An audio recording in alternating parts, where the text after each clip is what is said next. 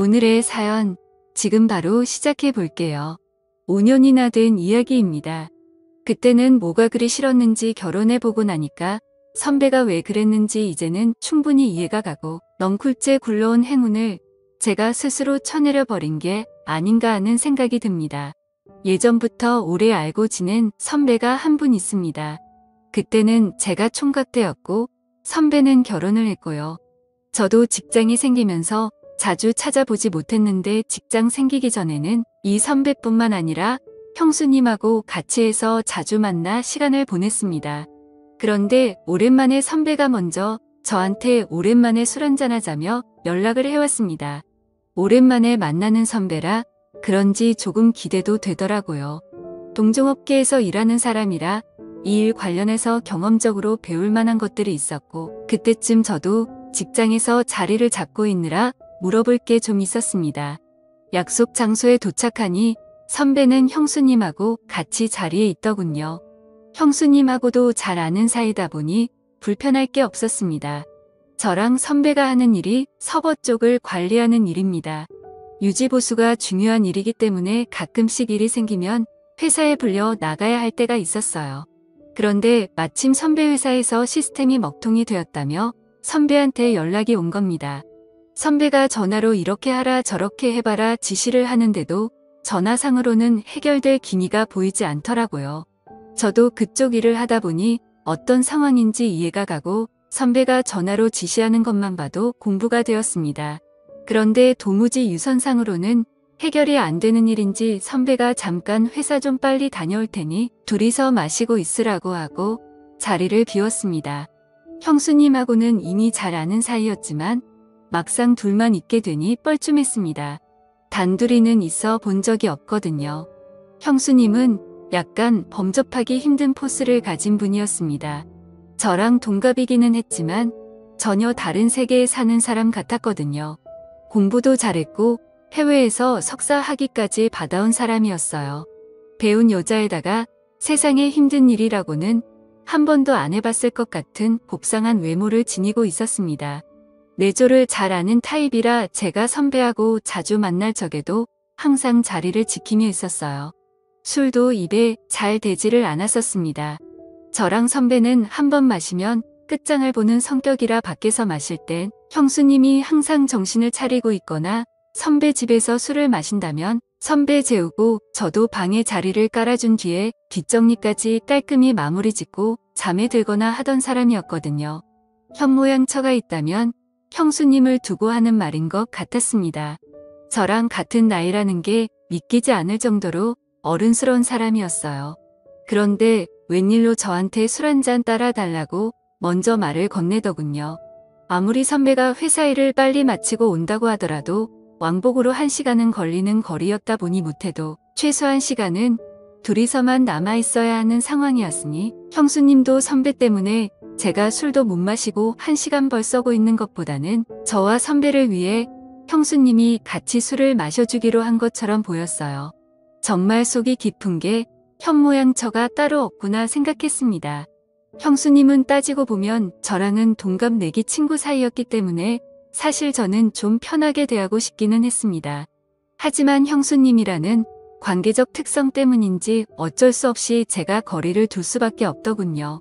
그래서 사실 그간 선배와 같이 시간을 보낸 만큼 형수님과는 따로 접점이 없었는데 그날에 참 많은 일이 있었습니다. 형수님하고는 단둘이 대화를 단 30초도 나눠본 적이 없었는데 그날 술 한두 잔 부딪히면서 이야기를 나누니 동갑이라 그런가 이야기가 잘 통하고 코드가 잘 맞았습니다. 사실 형수님이라는 걸 빼더라도 유학파 출신의 고급진 그녀의 이미지 때문인가 괜히 어려워했나 하는 생각도 들었어요. 대화를 나누는 동안에는 아무런 어려움이나 위화감이 없었고 오히려 동네에서 잘 알고 지내던 동갑내기 여자친구 같은 느낌이 들었습니다. 서로 죽이 잘 맞아서 한참을 떠들었는데 시간을 보니 이미 선배가 회사로 향한 지도 어느덧 1시간 반이 흘러 있었습니다. 형수님도 선배가 생각보다 늦은 이 전화를 했는데 선배는 금방 끝난다면서 둘이 괜찮으면 좀 더 마시고 있으라고 하더군요. 조금 이르게 만나서 그때가 밤 10시쯤밖에 되지 않았고 형수님은 술을 잘 못하는 관계로 천천히 꺾어 마시고 있었기에 저도 술 기운이 그렇게 오르지 않은 상황이었습니다. 둘이 있는 게 생각보다 불편하지 않으니 조금 더 기다리는 건 문제가 없겠다 싶었습니다. 그런데 또 한 가게에서 거의 3시간을 넘게 있었고 형수님이 술을 천천히 마시고 안주도 잘 안 먹다 보니 다른 가게로 옮기는 게 민폐가 아니겠다 하는 생각도 있었어요. 주정도 소주 맥주를 마시는 것보다 형수님이면 와인 같은 걸 좋아하지 않을까 싶어서 자리를 옮기자고 권했습니다. 형수님이 조금 취했나 느낀 게 이때쯤이었는데 목소리에 코맹맹이 소리를 섞기도 하고 눈을 깨슴치르하고 긴 머리를 뒤로 훔치며 웃는데 평소와는 사뭇 분위기가 다른 게 느껴졌습니다. 형수님이 먼저 좋다고 자리를 옮기자고 했고 근처에 있는 와인 바로 자리를 옮겼습니다. 조금 프라이빗하게 방형식으로 되어 있는데 조명이 불긋불긋한 곳에서 형수님을 보니 분위기가 묘하더군요. 간단한 치즈 안주와 함께 도수가 제일 약한 와인으로 주문을 했습니다. 괜히 형수님이 취하면 그것도 문제가 되겠구나 싶었거든요. 그런데 와인이 맛있다며 엄청난 속도로 술을 마시더라고요. 그러다가 그녀가 팔을 뻗으며 테이블 위에 있던 물병을 제 쪽으로 엎었는데 뚜껑이 잘 닫혀 있어서 물이 많이 흐르지는 않았습니다. 그래도 테이블 위에 살짝 흐른 물을 닦으려고 티슈를 꺼내는데 형수님도 술 기운에 당황해서 팔을 뻗다가 둘이서 서로 손을 잡아버리고 말았습니다. 서로 전기가 통한 듯 저와 형수님은 손을 맞잡은 채로 멈춰 있었고 정신이 아늑해지는 것 같았습니다. 그리고는 자리에서 일어난 형수님이 자연스럽게 제 옆으로 앉더군요. 자기가 조금 취해서 어지럽다면서 잠깐만 쉬어도 되겠냐며 제 어깨에 기대 눕더라고요. 형수님 머리에서 나는 은은한 샴푸 향에 정신이 아늑해질 뻔했지만 남아있는 이성의 끈을 잡으면서 이러면 안 된다고 몇 번을 되뇌이며 정신줄을 붙잡았습니다. 형수님은 일어날 생각이 없는 건지 계속 제 어깨에 기대서 있었고요. 선배가 돌아오면 어쩌나 조마조마하더군요. 어차피 방형식으로 돼 있는 곳이라 커튼 너머로는 아무것도 안 보여서 괜찮았고 형님도 저희가 있는 방에 들어오려면 저나 형수님한테 먼저 연락을 해야 했을 테니 문제가 없을 거라 생각이 들어서 저도 그냥 에라 모르겠다는 생각으로 어깨에 기댄 형수님을 그대로 두고 반대 방향만 바라보고 있었습니다. 시간은 이제 1시가 다 되어 가는데 곧 온다던 선배는 연락조차 없더군요. 형수님은 아직도 제 어깨에 기대서 새근새근 숨을 몰아내 쉬며 있었고 저는 속으로 애국가까지 부르면서 올라오는 술 기운을 참아내려 애를 쓰고 있었습니다. 보통은 이렇게 막무가내로 주정을 부리는 사람이면 꼴보기가 싫을 텐데 그동안 동갑내기이긴 하지만 살짝 존경심이 들 정도로 제가 팔을 뻗어도 닿지도 않을 위치에 있는 것만 같던 우상 같은 여자가 이러고 있으니 오히려 형수님도 보통 여자랑 다르게 없구나 하는 생각이 들었습니다. 2시면 가게 문을 닫는다는 직원의 말을 듣고 1시간 더 버텨봤자 안 좋은 생각만 들겠다 싶어서 선배한테는 그냥 일 보시면 집으로 들어가시라 말하고 형수님을 부축해서 집에 데려다 줄 생각으로 밖으로 나왔습니다. 찬 공기를 쐬니 형수님도 정신이 들었는지 잠에서 깬 듯 저를 따라 걸었어요. 택시를 붙잡아 형수님이 타는 것까지 봤는데 형수님이 혼자서 무서워서 못 들어가겠다면서 저보고 집까지 바래다 달라고 하더라고요. 여태 흐트러진 모습 한 번 보인 적 없던 형수님이 제 앞에서 코맹맹이 애교 섞인 목소리로 땡깡을 부리니 저도 남자라 그런가 그 상황에서 형수님을 두고 떠날 수가 없었습니다. 뒷좌석에 나란히 앉아서 가는데 중간에 일부러 자리를 비우고 앉아 있었는데 형수님이 머리가 아파서 옆으로 제 다리를 베고 눕더라고요. 왜 이렇게 빈틈을 보이는 건가 싶었는데 혹시 일부러 일어나 형수님이 나한테 관심이 있는 건가 이런 생각까지 들었습니다. 저도 일단 남자였으니 말입니다. 선배 집 근처에 도착해서 택시에서 내렸습니다. 기사님한테 잠시만 기다려달라 말하고 형수님을 아파트 현관까지 바래다 줬어요. 그런데 형수님이 갑자기 술이 좀 깨고 싶다면서 저보고 잠깐 아파트 단지라도 한 바퀴 돌면 어떻겠냐고 하더라고요. 형수님이 제대로 걷지도 못하는데 어딜 가시냐고 실랑이를 하고 있는데 저를 기다리던 택시가 시간이 끌리니 짜증이 났는지 경적 몇 번 울리더니 가버렸습니다. 그래서 그냥 형수님을 저대로 뒀다간 동네 사람들 다 깰 때까지 땡깡을 부릴 것 같아서 형수님을 이끌고 엘리베이터에 타버렸습니다. 집에 도착하니 형수님이 여기까지 왔는데 방까지 좀 바래다 달라면서 어필을 하더군요. 안방까지 끌고 가니 자기가 지금 너무 어지럽다면서 외투를 벗는 것 좀 도와달라는 겁니다. 형수님 술이 너무 취하신 것 같은데요. 하고 제가 한 걸음 뒤로 물러서 저는 이만 가보겠다고 하고 제 갈 길을 가려고 하는데 침대에 눕혀놓은 형수님이 어느새 저한테 다가와 제 뒤를 끌어안았습니다. 선배한테 집으로 오라고 연락까지 해놓은 상태인데 선배는 분명히 집으로 돌아올 테고 그 상황이 두렵고 불편하기만 했습니다. 하지만 이 상황은 피해가지는 못할 것 같고 형수님 또한 내 생각에는 제정신이 아닌 것 같은 상황이고 대충 장단만 맞춰주다가 잠에 들면 이 자리를 재빨리 빠져나와야겠다는 생각을 했습니다. 자꾸만 불을 켜고 오라고 하는 걸 눈뜨고 볼 수가 없어서 불 꺼진 상태로 형수님을 도와줬습니다. 어두컴컴한 방 안에서 달빛 같은 옅은 조명 때문에 오히려 불이 환한 것보다 더하다는 느낌이 들었습니다. 그때는 정말 저도 더는 참을 수가 없겠더라고요.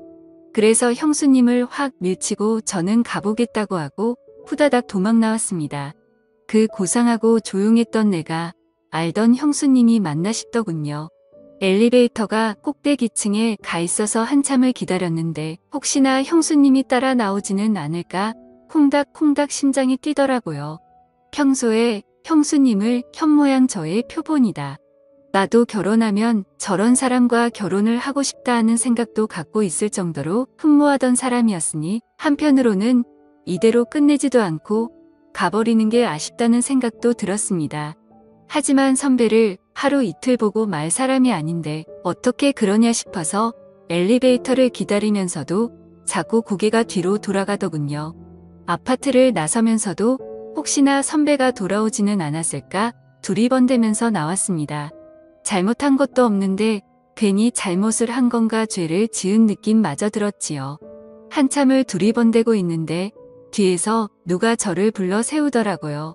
너 뭐하냐 하면서 저를 부르는 선배였습니다. 심장이 멈춰버리는 줄 알았지요. 연락도 없길래 오늘 회사에서 밤을 새고 오는 줄로만 알았는데 말입니다. 제가 괜히 눈치가 보여서 시간을 지체하기는 했지만 두리번거리면서 선배의 차가 있나 확인하는 동안 아파트로 들어오는 차는 한 대도 없었거든요. 그런데 어떻게 선배가 여기서 저를 불러 세우는 건지 싶던 찰나에 선배가 저한테 왜 한참 좋다가 그냥 가는 거냐고 하면서 무슨 문제가 있냐고 묻더군요. 그때까지만 해도 선배가 무슨 말을 하는지 몰랐습니다. 올라가서 이야기를 하자고 하기에 선배를 따라 다시 집으로 들어갔는데 술에 취해서 비틀비틀 거리던 형수님도 다 연기였던 게 다시 제가 알던 고상하고 말수적은 다가가기 힘든 형수님의 모습으로 있더군요. 저는 그때까지만 해도 무슨 상황인지 몰라서 선배가 돌아와서 아무 일도 없는 척 연기를 하고 있는 거라고 생각했습니다. 하지만 선배는 저한테 충격적인 이야기를 꺼내더군요. 너는 아직 결혼을 안 해봐서 모를 거라고 말하면서요. 사람이 매일 똑같은 밥만 먹으면 질리지 않겠느냐면서 가끔은 양식도 먹고 중식도 먹고 하는 게 그 이유인 건 알고 있지 않느냐고 설명을 하더니 결혼한 사람들도 똑같다는 겁니다. 가끔씩이지만 이런 상황도 필요하다고요. 형수님이 저를 그동안 동갑내기이기도 하고 특별하게 봐온 게 있어서 말한 건데 제가 이렇게 정직한 사람인 줄은 몰랐다는 겁니다.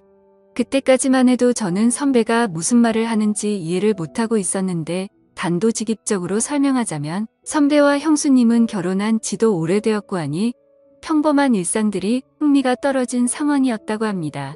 그렇다고 아무나 집으로 부르자니 왠지 보안 문제도 있고 어떤 사람이 올지도 모르는데 그렇게까지는 하고 싶지가 않았다네요. 그러던 와중에 형수님이 저를 먼저 지목을 했고 선배도 제가 한참 때 네 이걸 이래저래 설명하는 것보다 아무것도 모르는 상황에 제가 정말 아까 전의 상황에서 자연스럽게 넘어가는 게 더 재미있겠다는 생각이 들었다는 겁니다. 이미 두 사람은 이렇게 될 걸 계획을 하고 있던 거고 회사 일이며 전부 다 거짓 불응이었던 겁니다. 전공법으로는 안 될 것 같으니 차라리 상황을 이야기해주고 아까 하던 걸 마저 하라는 겁니다. 제가 어이가 없어서 이건 해도 너무한 거 아니냐며 자리를 박차고 일어섰지요. 그러니 선배는 내 와이프 자존심에 상처를 준 거다 어쩐다 하면서 화를 내기 시작했어요. 저도 언젠가는 이런 날이 오게 될 거고 그때가 돼서 연락하기만 해보라고 후회하지 말라고 하는 겁니다. 두 사람이 짜고 이미 저를 가지고 장난을 쳤기에 기분이 엄청 나빴습니다. 두 사람 심심풀이 땅콩이나 마찬가지였던 거죠. 오래 알아왔고 신세를 많이 줬던 선배와의 인연은 거기서 끝났습니다. 그렇게 5년이나 지나게 되었고 그 사이에 저는 결혼도 하고 한 아이 아버지가 되었습니다. 그리고 요즘은 선배가 그리고 형수님이 왜 그렇게 한 건지 충분히 이해가 갑니다. 그때는 제가 정말 그 어떤 유혹에도 넘어가지 않는 자랑스러운 사람이라고 생각했는데 선배와 똑같은 처지에 놓이고 나니 저도 모르게 일탈을 꿈꾸게 되더군요. 이제는 이해가 됩니다.